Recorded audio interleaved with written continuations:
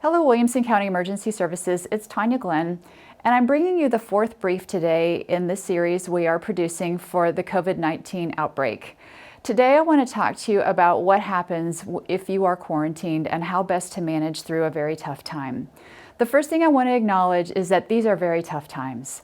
Right now, we are not only dealing with the outbreak, we're also dealing with the fact that it's summer. Our hot calls are hot again. We have turned to the typical violence and the drownings and the chaos and the events involving children that happened during the summer. And so we really are facing really tough times. So we've got this little double whammy working. So now more than ever, it's really important to manage your stress. If you enter into a quarantine, what I want you to do is remember that self-care is absolutely vital.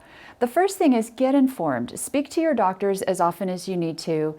Get as much good, solid information as you can. There is a lot of conflicting information, and so you really need to tune into how that's impacting you and really mitigate and minimize how much conflicting information you're getting. But speak to your doctors and speak to your trusted sources as often as you need to. Communicate with your loved ones. Don't isolate, don't shut down. Now more than ever, as families are facing this adversity, it's important to communicate how you're doing, what your thoughts are, how you're responding to this, and really stay in touch with each other to make sure that you're doing okay. Talk to your children. The thing about kids is that when they're very young, they tend to agree with adults. In other words, they'll tell you, yeah, I understand, and you may be using words that are really beyond their vocabulary level. So the best way to reassure your kids is to ask them, what are their worries? What are their concerns? What is their perception? And then base your response on their interpretation of this event. Otherwise, kids will agree with adults and then they'll go away and be a little more confused than they were before, and that will increase their anxiety. So we really want to make sure we're communicating with our kids at age-appropriate levels. Stick to your normal schedule as much as you can. Get up at the same time and go to bed at the same time every day. Take a shower, get dressed. Don't spend the whole day in your pajamas. That's really tempting. But go outside, get some sun, really, build in some good routines so that your days are fairly full and you're not just kind of sitting around with a sort of a blank mind and a lot of frustration. Maintain your positive attitude. Attitude is everything. When we approach something with a can-do attitude, there's no stopping us.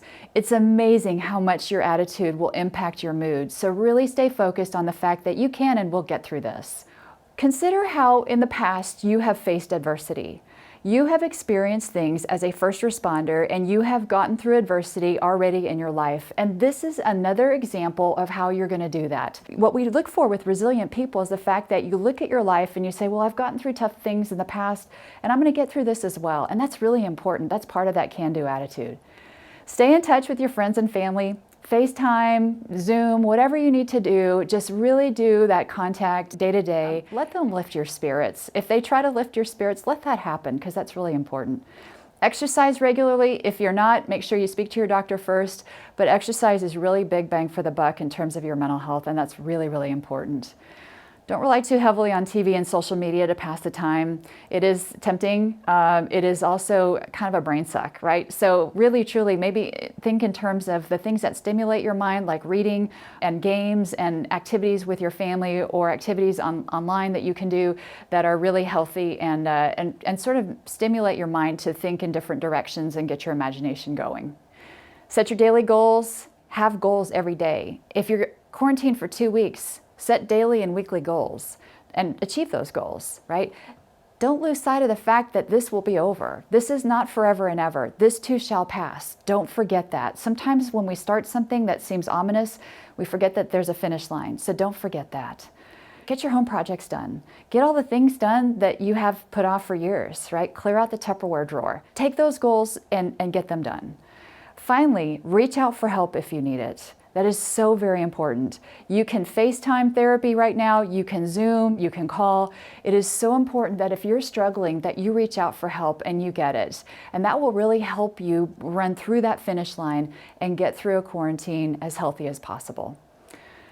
Bottom line, stay resilient, you guys. This is so very important. We are really facing crazy tough times.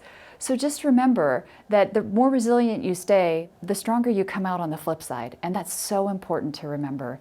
You guys, please take care of yourselves. Let us know if you have any questions. Reach out to us if you need help. We are here for you. We absolutely adore you, and we thank you every day for what you do in the service to others.